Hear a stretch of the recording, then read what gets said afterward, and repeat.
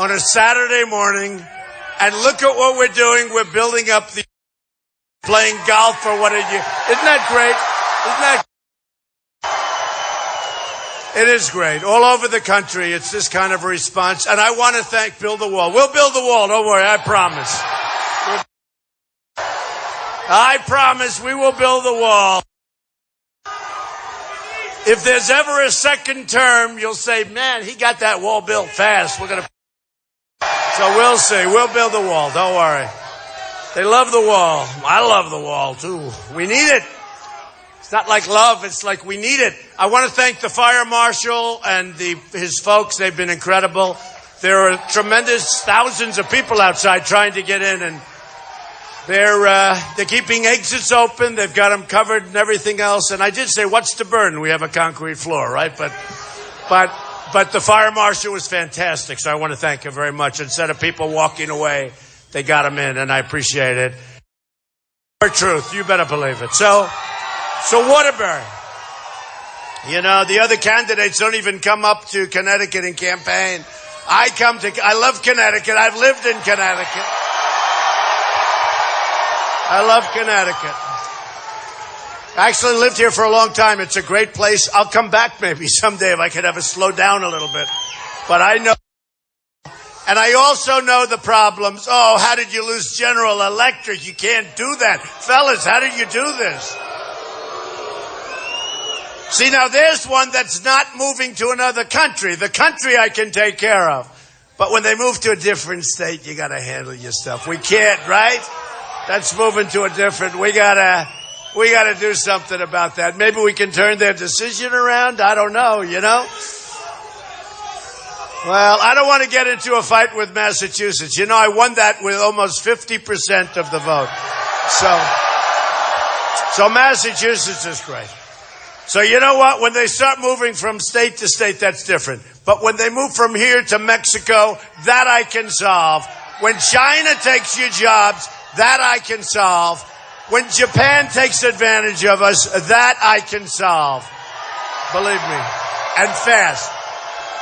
And that's where most of the problems are. So, you know, I've been doing this. Thank you. Yeah.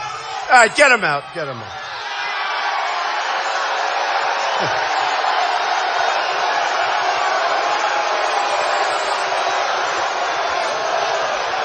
That was quick. That was quick. That was quick. He was gone. Get him out, and he just left. You know, they had on television, I was leaving, and they showed a couple of protesters, and they went, Waters, a good guy, Jesse. They interviewed a couple of people. So why are you here? I don't know. And I saw it last week on television. I saw they had some protesters, and they went up and interviewed them. You know, they were hoping for some really bad stuff. What do you think of Donald Trump? Actually, I like him very much. Well, you're holding a sign. What? Yeah, they gave it to me. Well, why are you protesting? Honestly, I don't know. These are the protesters. Believe me, folks, it's a whole big con job that's being played, okay? It's a whole big con job. So look, Waterbury, we love Waterbury, but we got to talk about it. We got a little talking to do. We got to talk about it. So, you know, I did this for the last couple of weeks because I've been going around to the local places that I love, Connecticut, New York. Did we win big in New York or what? You know, I see these people like Karl Rove on television. He says, well, Donald Trump did not get 50%. I got 17 people. You know, I originally had 17 people, right? 17. And they'd say I'd win with like. Now, that's 32%. I have 16 other people. And they'd say Donald Trump did not break 50%. And you know, the amazing thing is, and they never talk about it. And even in this, you know, the 1237, I mean, it's really not fair because if you think about it, the first 7, 8, 9, 10 states, I had many, many people. And even now we have 3. Now, they're both mathematically eliminated. They should drop out. In all fairness, they should drop out. You know, lying Ted Cruz is mathematically, this guy is a liar.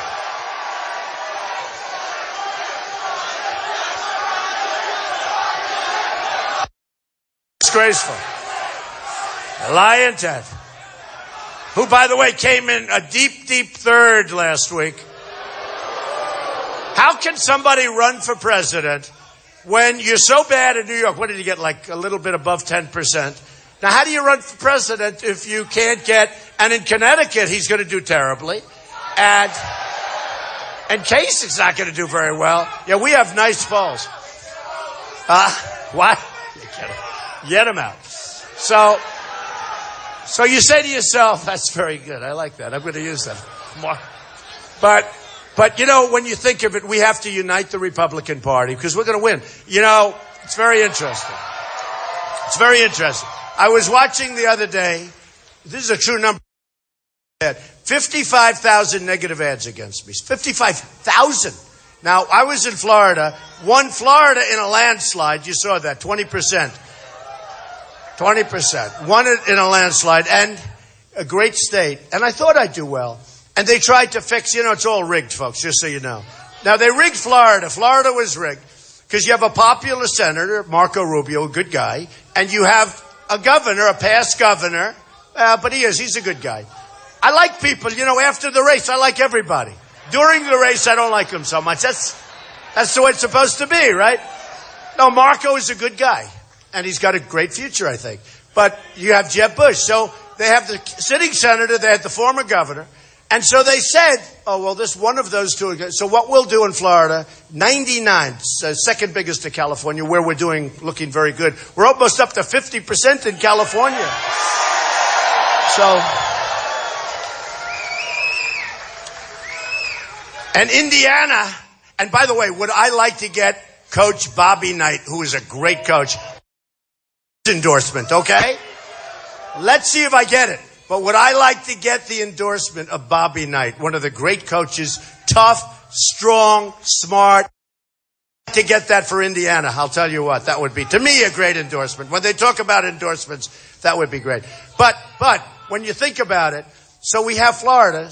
And I'm telling you, the system, it's a bad system, folks, bad system. Because in theory, you could buy the nomination. All you have to do is take all these delegates out to dinner. You could send them to Paris. You can give them anything, but you're not allowed to give them cash. So you give them a flight to Paris, France. Although I want to stay in this country, to be honest with you. I want to stay right here. We're going to stay right here. Let's change it. We can give them a flight to Doral in Miami, or we can give them a flight to Mar-a-Lago in Palm Beach, okay?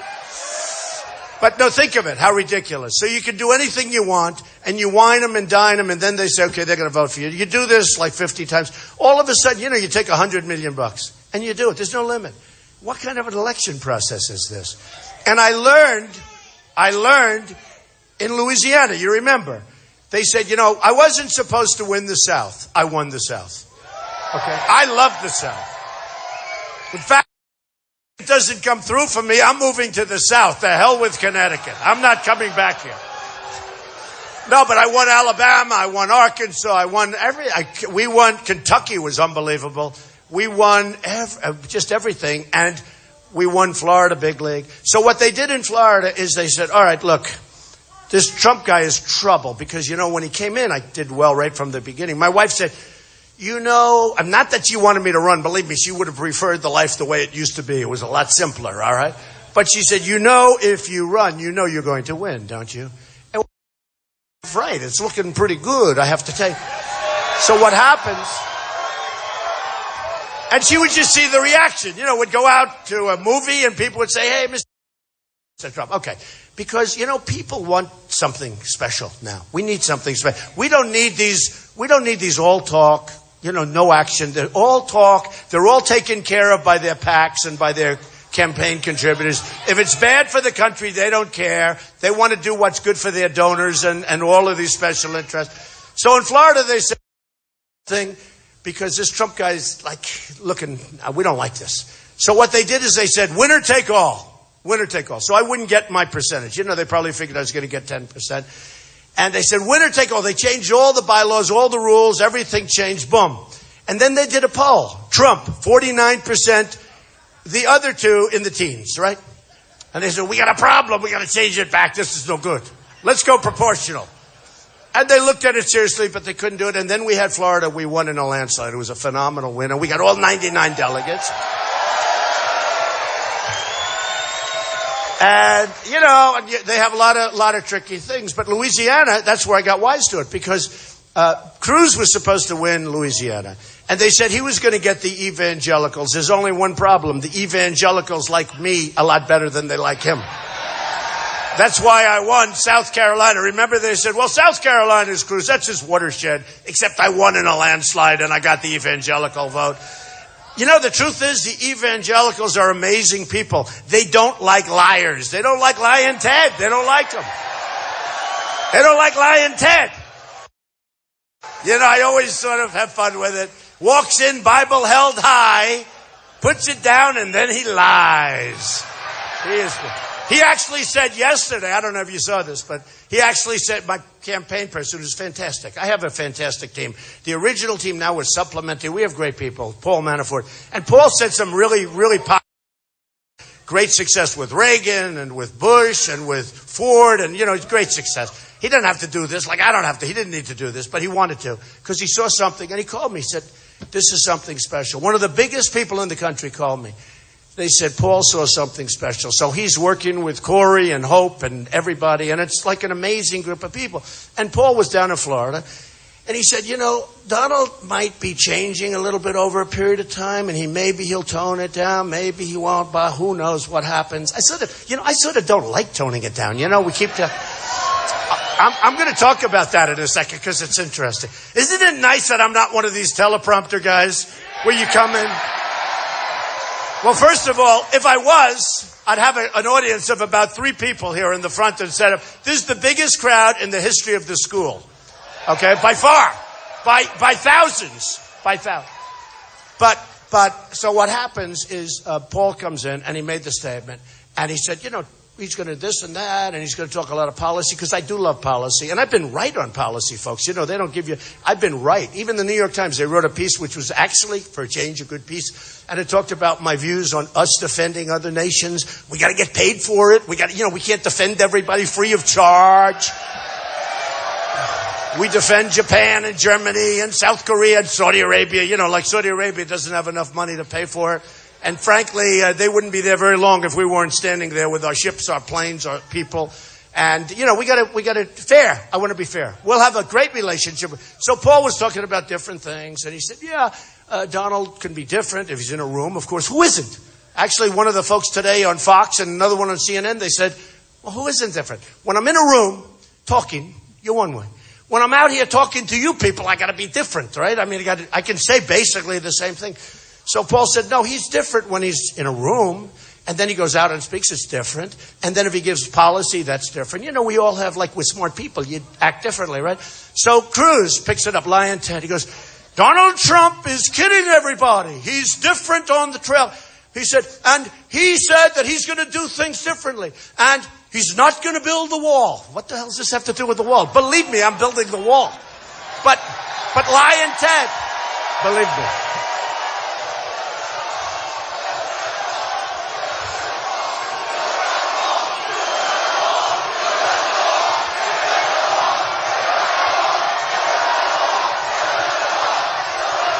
It's unbelievable. So Lion Ted took a really nice meeting with the RNC, Republican National Committee. Took a really, Raphael. Yeah. Raphael, straight out of the hills of Canada. 4 years in Canada. Was a Canadian citizen until 15 months ago. And then he ran for the Senate. You're registered as a Canadian citizen. He said, I never knew that. He never knew he was a Canadian. I can't believe, one of the first things the Democrats, you do know this. If he wins, he's not going to win. He's so far behind. Despite the fact that they're buying off delegates with all, nice dinners and the finest steak you can have and all that stuff. Despite the fact I'm 300 delegates above him and millions of votes above. So he's not going to win. But if he ever did, the first thing that the Democrats are going to do is sue him on the basis that he's not a naturalized citizen, that he wasn't born in this country. Now, I happen to think they're going to win, but who knows? I mean, who knows what happens? We'll see. It's going to happen that he's going to be sued. Now, he didn't know he was a Canadian citizen. He's a joint U.S.-Canadian citizen. So he gave up his citizenship in Canada. Isn't that nice? Isn't that nice? Isn't it nice to know? But anyway, so he took the statement of a campaign guy who just wanted to say, we're going to all be friends. We're going to get along. Donald's not always like this. This isn't always Donald. Donald's very smart, and he's very calm, which is true, actually. I actually have low blood pressure. Can you believe it? Can you believe it? I had 110 over something. Can you imagine? I had it the doctor said, man, you have the blood pressure of a great, great athlete who's 20 years old. 110, I like that, because I like being a great athlete. But I actually do. I said, Doc, what would have happened if I had high blood pressure? He said, you would have exploded about 30 years ago. It's true. It's true. So, in one way, you have to be a little bit lucky for that stuff. But look, I love you too. Even though it's a guy, but I love you. I do love him. I love our people. We have the most loyal group of people, they say, in many, many years. Like, I think from the beginning of polling, when they used to do polls. I've made polling important because I used to come in, and I still do, because I can talk about Connecticut, we're way up. In every state, actually, all 5 states that we're running for this Tuesday. Folks, you got to get out and vote. Please, please, please. But all 5 states, we're way up. I think my smallest lead is like 20 points or something. And Maryland is great. We just left Maryland. We had an unbelievable crowd. Pennsylvania is phenomenal. I went to school in Pennsylvania. I mean, these are all great places. Rhode Island. These are Delaware. I just left Delaware yesterday. It is a Delaware corporation. I went to my people yesterday, just 10 minutes before I left, because I spoke in Delaware. We had a we always have record-setting crowds. Now, when these other guys come in, they have like 200 people. And the people fall asleep and they leave early. But what happens, so I'm in Delaware. I said to my guy, do me a favor. Find out how many corporations or how many registrations do I have in Delaware? Yes, sir. So he comes back like, he didn't have much time. In all fairness, I said, I'm leaving in 9 minutes. Can you do this? He comes back. He said, sir, it's 378. I said, 378? That's pretty good, right? That's big stuff, right? Hey, look, I built a great company. I took $1 million loan that I paid back. I took $1 million. Sometimes I like to negotiate with banks. Whenever they want to negotiate, I'm okay with it. You understand that. But I took $1 million loan and I turned it into $10 billion in a fairly short period of time. Fairly short period of with some of the greatest assets anywhere in the world, with a tremendous cash flow, with very little debt, and it's all filed. I mean, I have it filed, and largely, it's hard to determine by these papers, but it's the largest filing in the history of federal elections.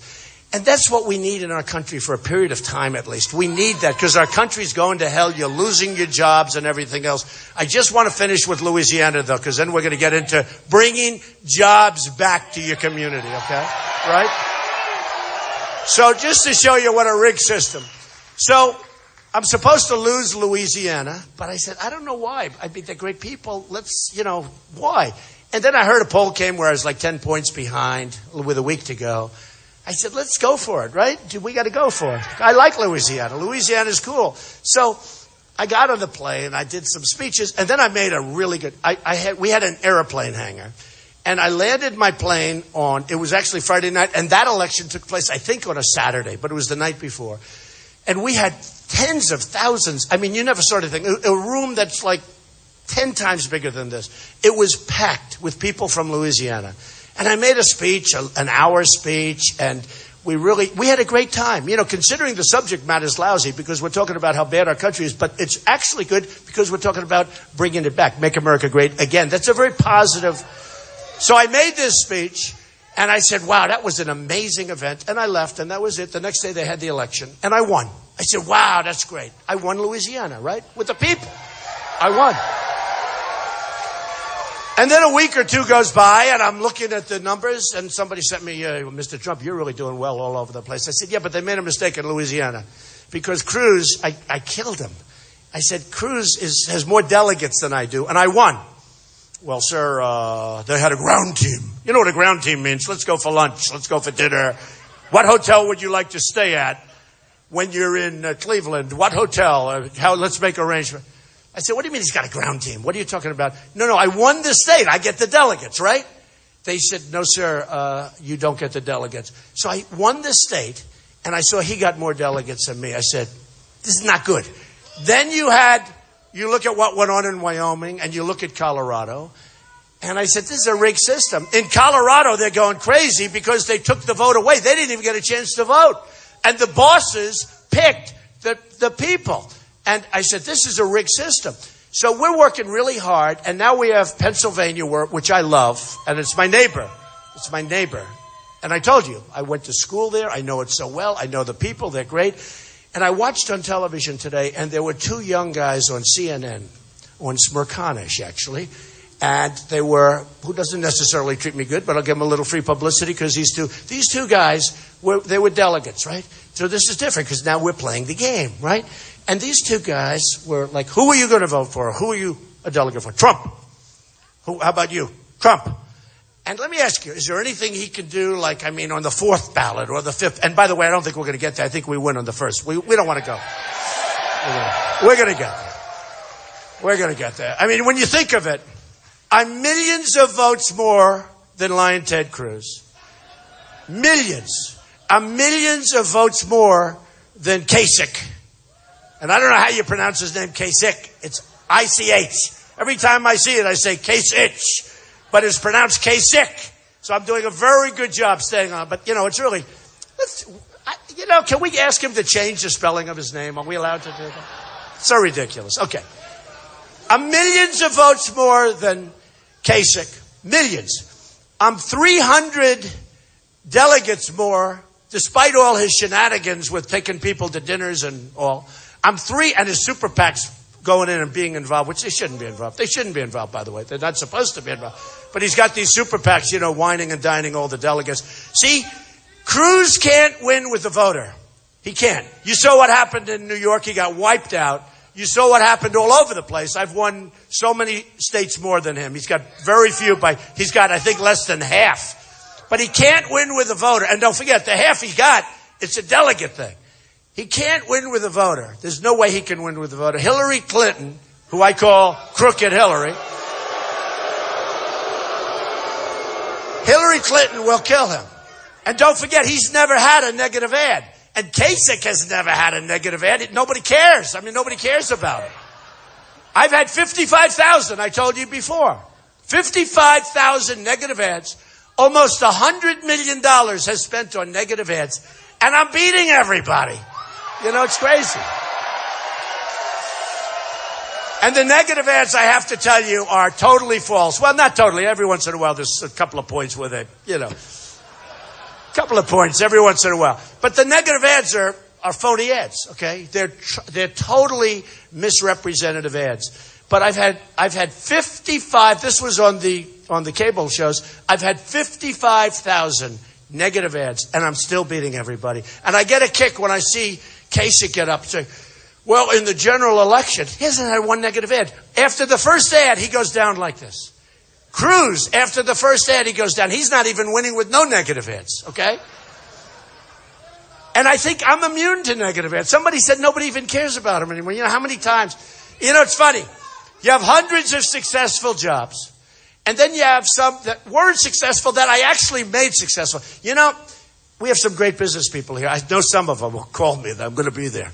They're very successful. But the side of a great person in terms of business is a lot of times markets collapse and things happen and you're in the midst of a big project and, look, you can always blame yourself. But still, there are things that are beyond your control, right? It's called beyond your control. The sign of a great business person is when you can take a job that was supposed to be good or you wouldn't have started it, then the world collapses, you go into a recession or something, or depression like we had in the early 90s and like we had 8 years ago. And you can make, Waterbury's still in it, I have to say. We'll get you out of it fast, don't worry about it. Don't worry, we're going to be positive. But look, when you can take a deal, that's a really bad deal. That's right. You go and beat up the banks, you beat up everybody, you fight like hell, and you make it a good deal. You discount the hell out of the loan. You do a lot of things. But that's what we need in the country, folks. That's what we need. And I have taken deals. I'll tell you, Some of my best deals are deals that should be bad. They're deals that should have been bad, and I've turned them into winners. I took a dead, crummy, horrible deal through hard work and really tough negotiation. But I'd always, if it was a building, I'd bring it in under budget and ahead of schedule. That's important. You don't want to be where you hundreds of millions of dollars more. When I see the government with their roadways and their bridges and everything where they cost 3, 4, 5 times what they were originally going to cost, once that happens, you're out.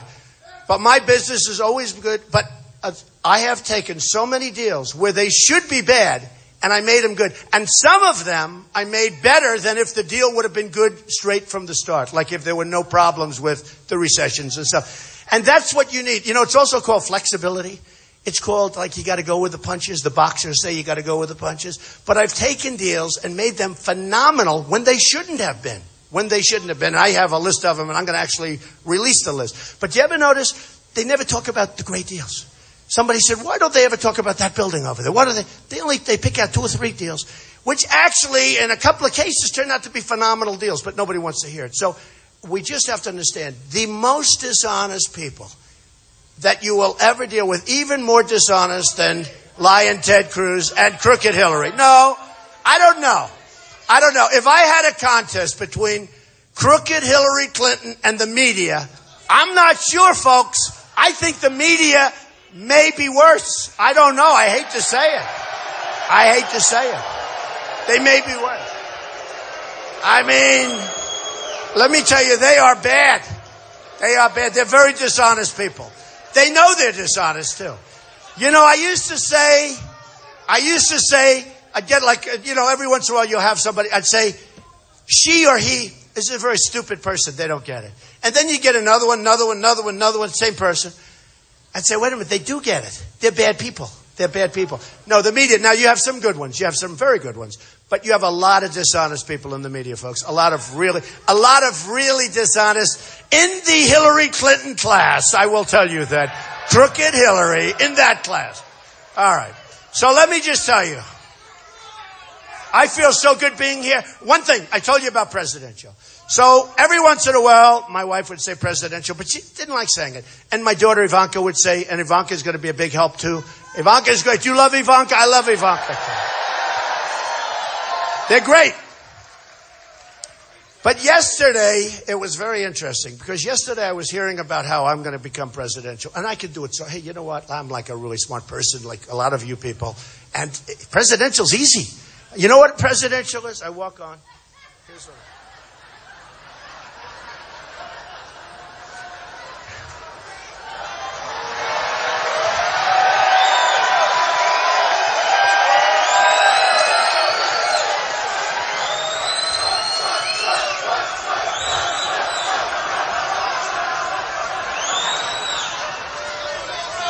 Now, a couple of things. Number one, I'd have 2 big teleprompters here, which I don't. And number 2, I wouldn't have to do this because there'd be very little applause. People would be bored. Right? So you walk on. Ladies and gentlemen, it is a great honor to be with you this morning. Although most presidents don't work in the morning. You know that, right? No, it's very easy to be presidential, But I'll tell you, today on one of the networks, it was very interesting. A guy got up and said, but I don't think they want him. I think they like him the way he is. He wants, I started off. It's very interesting. True. Believe me, so easy. But it's funny. The guy said he started off with 17 people total. You had senators. You had governors, all very successful senators. I mean, they're not going to run if they're a bad senator. They're not going to run if they're a bad governor. It wouldn't last long. So he started off with tough governors, tough senators. People like Dr. Ben Carson, who's a great guy who endorsed me, but very smart. Very smart. Carly, all people of achievement. I mean, these are all people of great achievement. Okay, so he starts off 17 people. One by one, week after week, boom, boom, boom. This one's going home. That one's going home. They didn't know what the hell hit them. Right? They don't know. Jeb Bush, he had $168 million in the chest. And, in fact, Romney didn't run because he felt he couldn't beat Jeb Bush. Right? That's why Romney didn't run. Romney saw Jeb Bush, and Jeb Bush said, I've raised over $100 million, and if you run, I'm going to come very strong at you. And Romney chickened out just like he did when he ran 4 years ago, okay?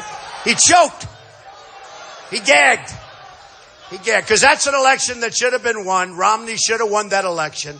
And Romney was out poker played by Jeb Bush. So Jeb Bush, but he's a man of achievement. I mean, he was the governor of Florida for 8 years. Good guy. I like Jeb Bush. Now I like him. I didn't like him when I ran. I'm telling you, it's true. I like all these guys now, every one of them. I consider them dear, dear friends. Remember when Romney and Rubio were going at each other, but they were saying they're dear, dear? They'd always start, Marco is a dear, dear friend of mine. And I'd say, he doesn't like Marco, but it's political talk. So on television, they were talking, and this is important. They said, you know, we like Trump the way he is. He took 17 of these very smart people, and one by one, they're gone. And now we're down to 2. I call it 1.5. I now actually call it 1 because I call it a half and a half because they're both out. It's 1. And if I acted presidential, I guarantee you that this morning I wouldn't be here. And somebody else would be here, not in a big room like this. Somebody else would be here and you'd be in a conference room and they'd be talking to you. Okay? But if I was presidential, so about a week ago I started saying, you know, I love playing that where I say, my wife tells me to be more presidential. My daughter tells me to be more presidential. And Paul Manafort and Corey, and a lot of them say, be more presidential. And now people are starting to say, wait a minute, you know, look what got you here, right? Look what it's like a great hitter in baseball. They're in the minor leagues. He's tearing up the minor leagues, tear it up. He's got his swing, tear it up. Or a PGA Tour player gets out. He wins the U.S. Amateur. He's phenomenal. He's going to be the next Jack Nicklaus. He's going to be the next Tiger Woods. Gets on tour. And then some guy, you know, I don't like your swing. Change your swing. You're going to be great. And he said, really? Change your swing. You're going to be great. Okay. And you never hear from him again. That's the last time, right? How many of those guys have we seen? How many of those guys? So they were telling me, and I was watching. I found it very interesting. I've always studied this. I found it interesting. Dewey was running, and he was going to easily win. He was way up in the polls, and he was running against Truman. And Truman was called Give Him Hell Harry, right? And a lot of people thought Harry was tough and nasty, but he was really going to be a big, big defeat. And Dewey was very, presidential. He was automatic. I mean, you look at him, he had the whole deal. I think I have a presidential look, though, don't I? Don't I have a great president. Thank you, ladies and gentlemen. Thank you. Thank you very much. Thank you very much. I greatly appreciate it. Thank you very much. So, no, I think I have a presidential look. So, what happens? I mean, I look at the other guys. Do they have a presidential look? I mean, on stage, say, look, I was in 11 debates, according to Drudge, great guy, according to Drudge, according to Time Magazine, they do these online polls. I won every single debate by every single online poll. And I was on center stage for every single debate. And I never debated that kind of debate. My whole life has been a debate, but I never stood on stages and debated like these bloodsuckers, so many bloodsuckers in the world of politics. No, that's all they do. They debate. You know what their whole life is? It's a debate. They get on stage, they debate. I never did that before. And yet, every single debate, I was on center stage. And the only thing I asked of the debates were, I want an odd number of people. You know why? When it was an even number, I was on center stage with somebody else. I said, in other words, if we had 5, I was in the center. If we had 6, I was sharing it. I didn't like that, okay? So I'd fight. And I usually won that fight, but not always. But I was center stage. I was number 1 on every single debate. And practically since I've come out, I've been number 1. And now I was thinking about it the other day. They're saying, well, he's going to change. And even when Paul said yesterday, yeah, he can be as presidential as anybody you've ever seen. And then other people pick it up and say, oh, see, he's been misrepresented. this is sick people. No, these are desperate people. These are desperate people. And then he said, and you have to read the transcript because what he said was fine. But they said, he said, therefore, this is Cruz, Lion Ted. He said that he will not build the wall. He didn't say that. All he said is he's going to be presidential, he's going to change and be presidential and you're going to love it. But I'll tell you what, but Lion Ted actually used that as an excuse. But listen to this. I'm starting to think, I want to be very solid, very good. We've got to beat China. We've got to beat ISIS. We've got to beat... Look. China is killing us in trade. ISIS, can you imagine if General George Patton, a bulldog, you talk about a guy that was tough, right? He'd walk in, and his people loved him.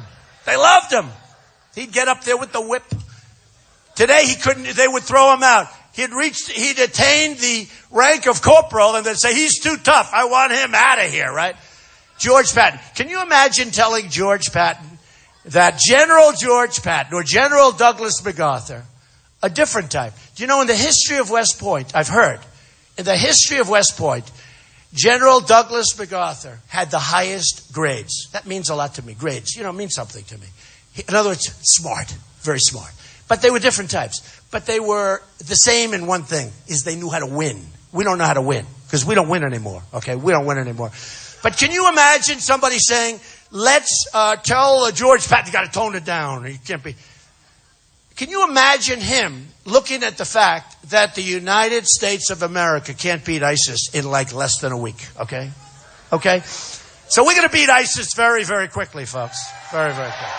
Got to be fast. Got to be fast. We're going to be fast. Somebody said to me yesterday, exactly what are you going to do to beat ISIS, and tell me exactly what is your plan? I said, I have a real chance of winning. I don't like telling you my plan. You remember I was saying, take the oil, take the oil. And remember, it took me 4 months before I finally get it. I said, I have a great plan. It's going to be great. Well, what is it? I'd rather not say I want to be unpredictable. They'd say, oh, this is terrible. You have to say. So I went through 4 months of saying, I don't want to say. And I was getting killed. They're saying, he doesn't have a plan. I said, no, I have a plan. I promise I have a plan. I don't want to tell it. We want to be unpredictable. I don't want to be like Barack Obama, where he announced a few months ago.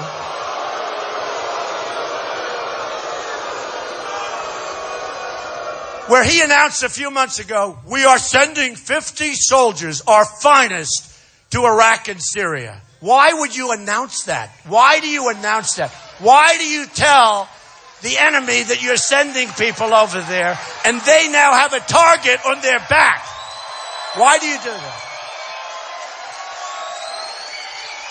So I was saying, keep the oil. I wasn't saying bomb them. I was saying keep the oil because we were still in Iraq. I was saying, by the way, they say Trump, he's a tough guy. He'll be too fast. Let me tell you something, folks. I'm the one that didn't want to go into Iraq. I've been saying it for years and years. And before, they're trying to find statements where I said something else. I was talking to and let me tell you, from the beginning, Iraq was a mistake because it was going to destabilize the Middle East. And boy, was I right, okay? I'm probably the slowest, but I'll tell you, nobody's going to mess with me because we're going to build our military so big, so strong, so powerful. Nobody's going to mess with us, folks.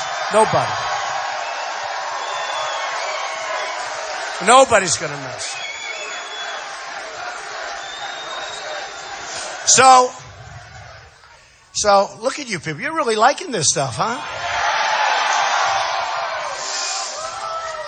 So look, just to end, we have to be unpredictable. And with the oil, I'll never forget it. This was like when toward the beginning. They said, I don't have a plan. And the reason I don't have a plan, because I wouldn't tell them. I said, I don't want to tell you. That doesn't work with these bloodsuckers back there, the reporters. All right? It doesn't work. So they'd go out, Donald Trump does not have a plan. Donald Trump does not. When I said that Japan, I love Japan. Many friends from Japan. I mean, they're ripping us off, but they know that. Everybody knows it. They send millions of cars. We send them practically nothing. You talk about a trade imbalance. Take a look. They're up here. We're down below the floor. See the stage? We're below the stage.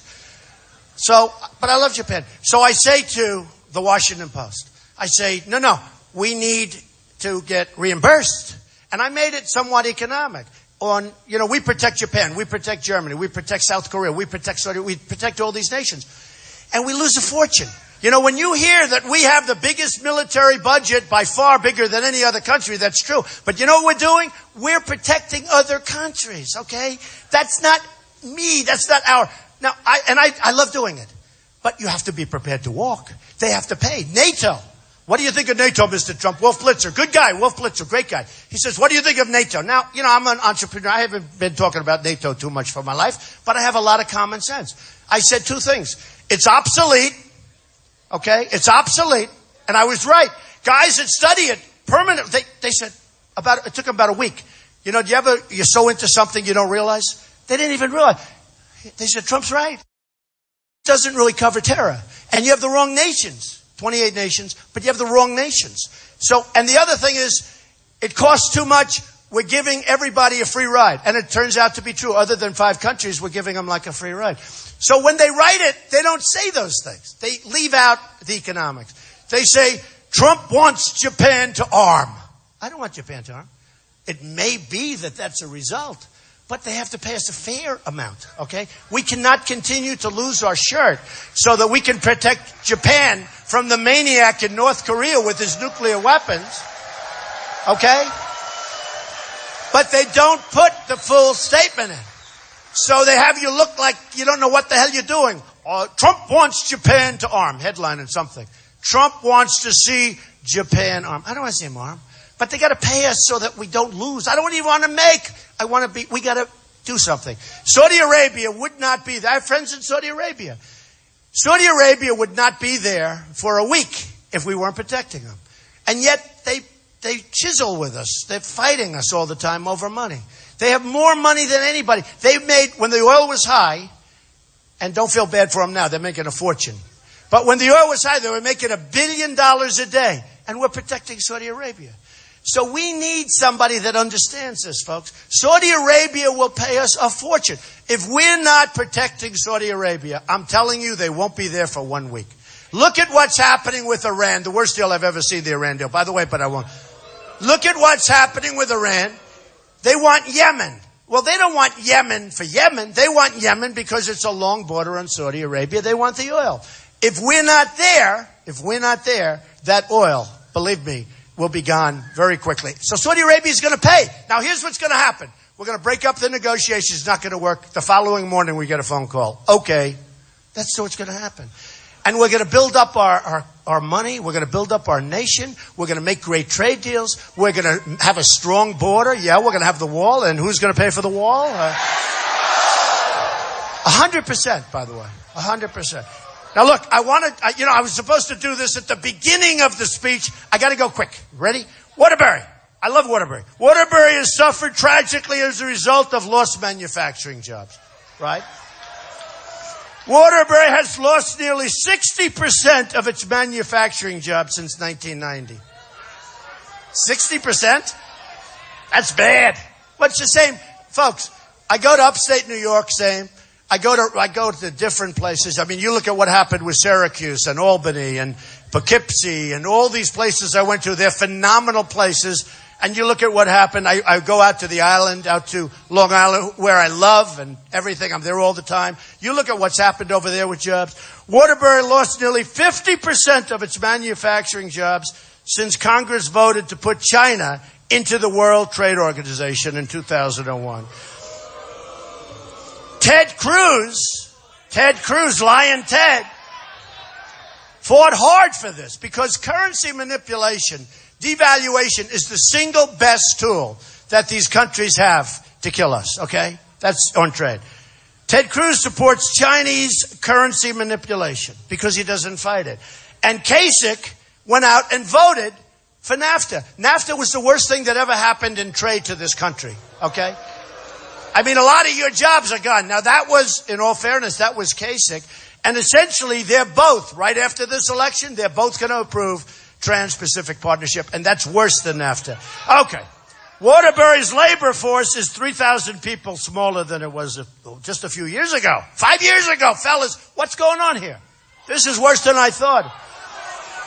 What's going on?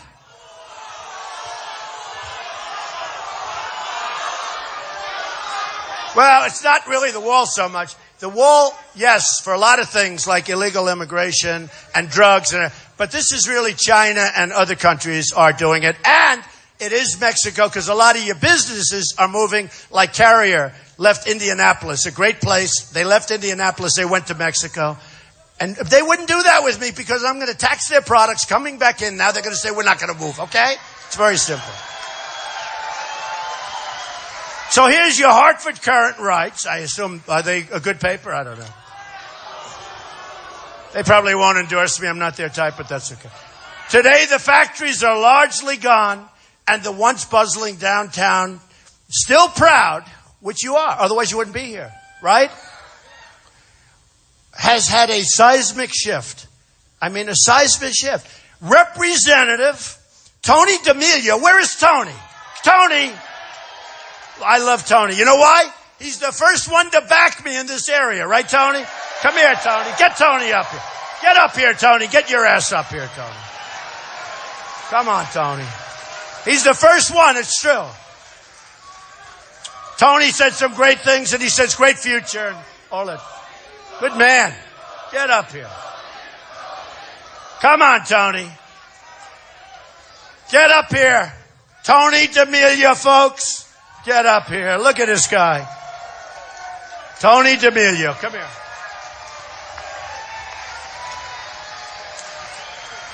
Number one guy. You know, I never knew that Tony was so tall. Say something, Tony. It's Italian. Is he great or what? He will make America great again if we stand behind him on election day here in Connecticut. Get out and vote. Your neighbors, your parents, everyone. We need to do this, and we will.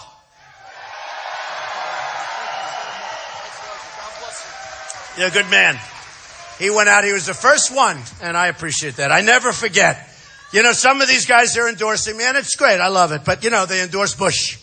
Then they endorse somebody else, and then somebody else. And then they call, we'd like to endorse you. I say, let's see, what's his record? Oh, gee, boom, boom, boom.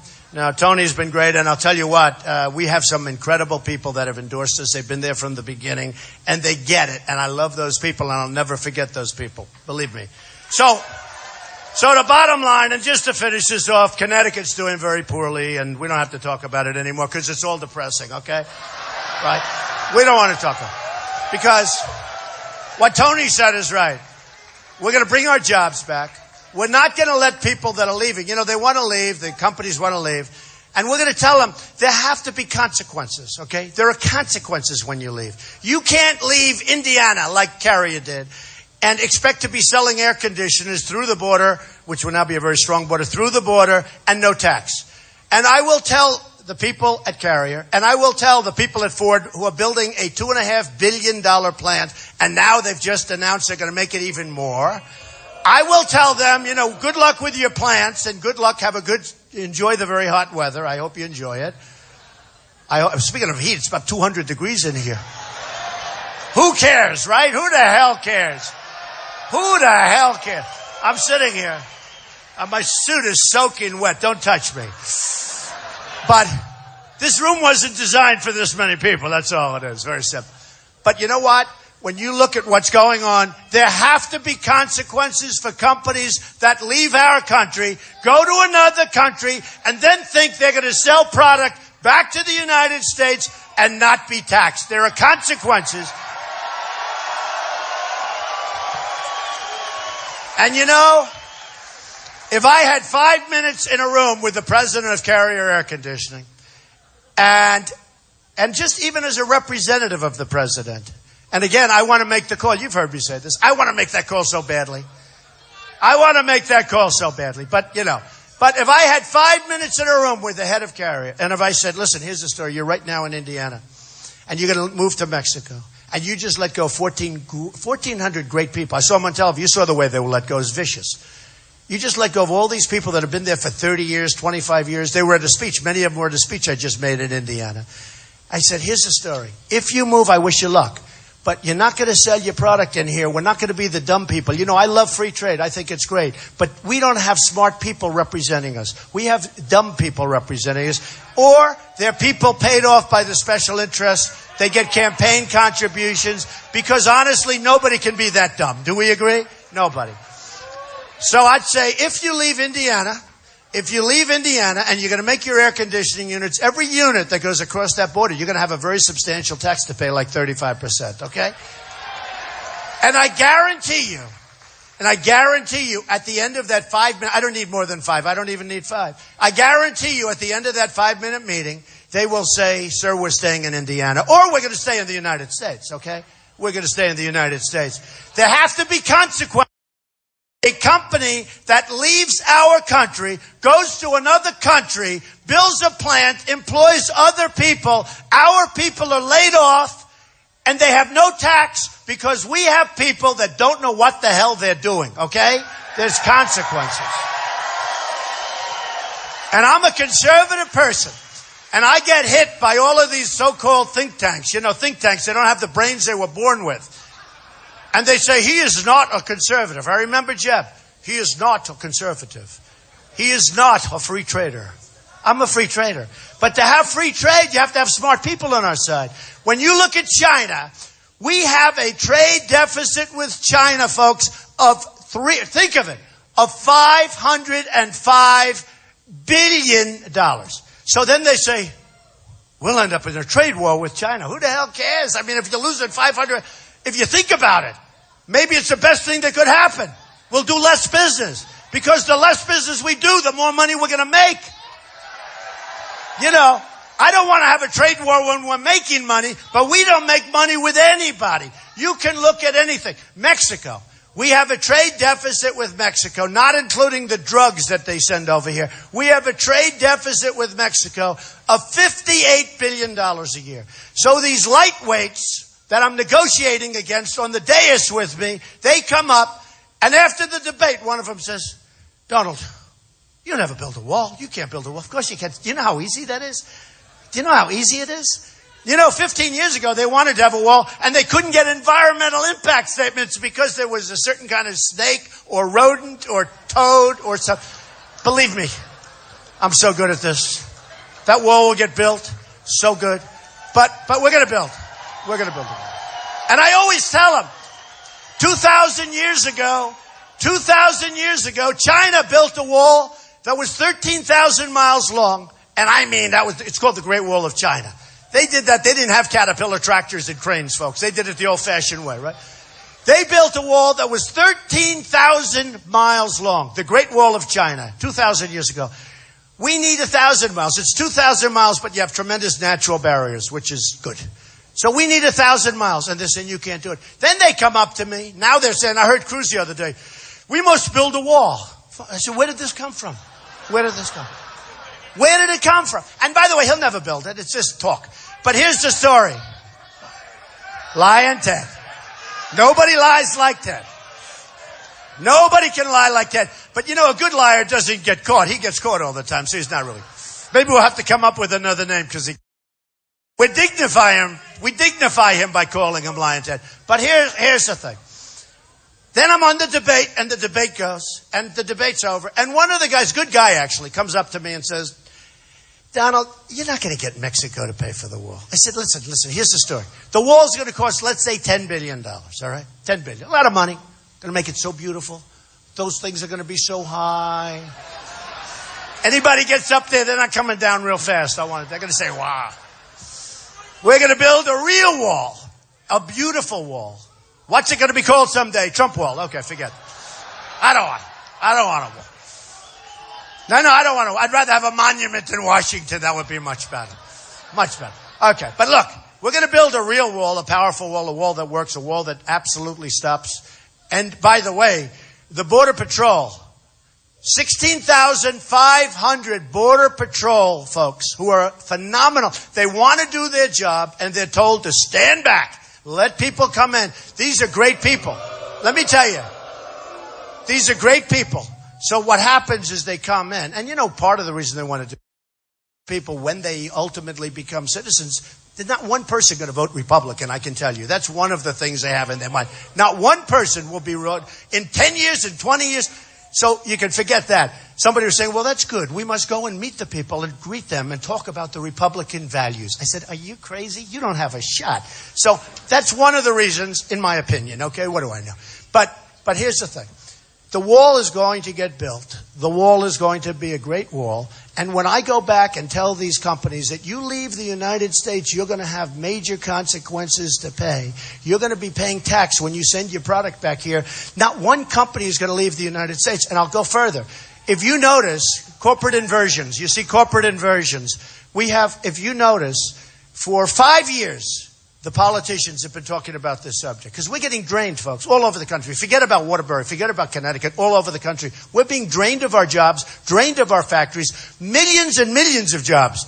Somebody said as much as 6 million jobs. I mean, think of it. You can't do this. You can't do it. We're not going to have a country left. So they call it corporate inversion. They call it leaving. Call it whatever you want. But you know what? It's going to end. It's going to end so fast. The politicians have been talking about this is a problem for a long time. This problem, I mean, if I look at your numbers, this is a problem that's been going on for 20 years. But this is a problem that's gotten really bad lately. Really bad. It's out of control. Now, they're talking about it for 5 years. I mean, heavy talk. They can't come up with a solution. They want to give money to companies. You don't have to give them money. They want to give all sorts of benefits to companies. You don't have to give them benefits. All you have to do is say, if they leave, they got to pay a lot of tax. And you know what's going to happen? They're not going to leave. Okay, so that's that. Now listen, here's the story. We're going to take care of our military. We're going to take care of our vets. Our vets are being treated very badly. We're going to repeal and replace Obamacare. It's a disaster. We're going to end Common Core, and we are going to bring education local. We are going to protect our Second Amendment, folks. They want to take away your guns. There's a big move. They're chipping away. Now they're looking at bullets. Maybe we can restrict bullets. They're doing everything they can. You know, if in Paris, or if, Paris has the toughest gun laws in the world. If in Paris, the other side had like a couple of these dudes right here in front of me, tough, with a gun strapped to their waist or to their ankle, and if bullets were going in the opposite direction, you wouldn't have had 130 people killed and hundreds of people whose lives are ruined in the hospital right now. And the same holds true for California, where you had the so-called radicalized people. I mean, we have a problem. We have a radical Islamic terror problem. And we have to, you can't solve a problem unless you're willing to talk about it. We have a president that refuses to use the words. He refuses. Even when there's a horrible attack, he uses the words. Why? You'll have to figure it out. Why? You'll have to ask him.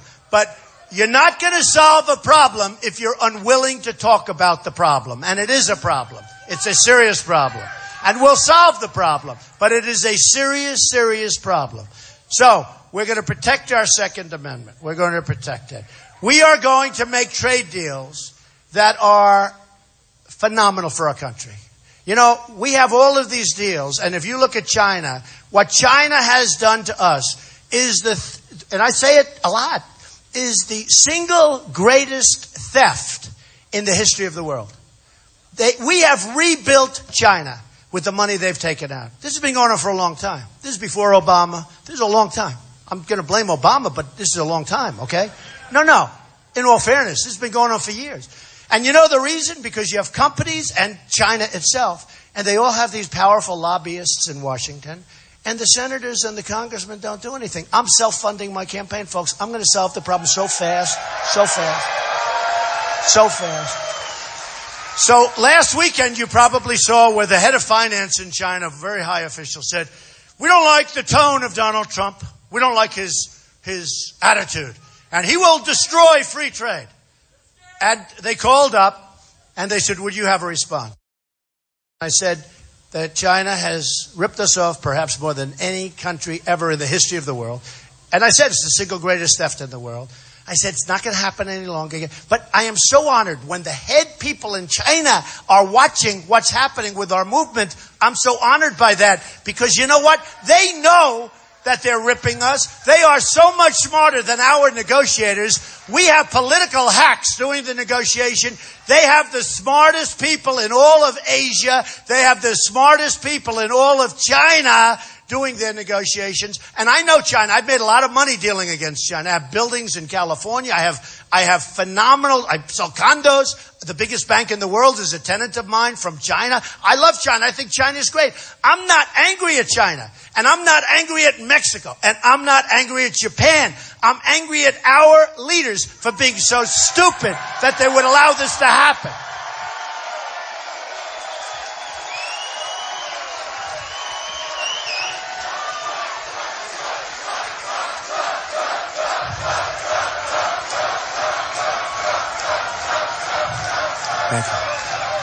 Thank you. So, here's the story. We're going to start winning again, folks. We're going to win with our military. We're going to knock the hell out of ISIS.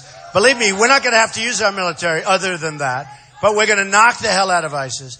We're going to win for our vets. We're going to win with education.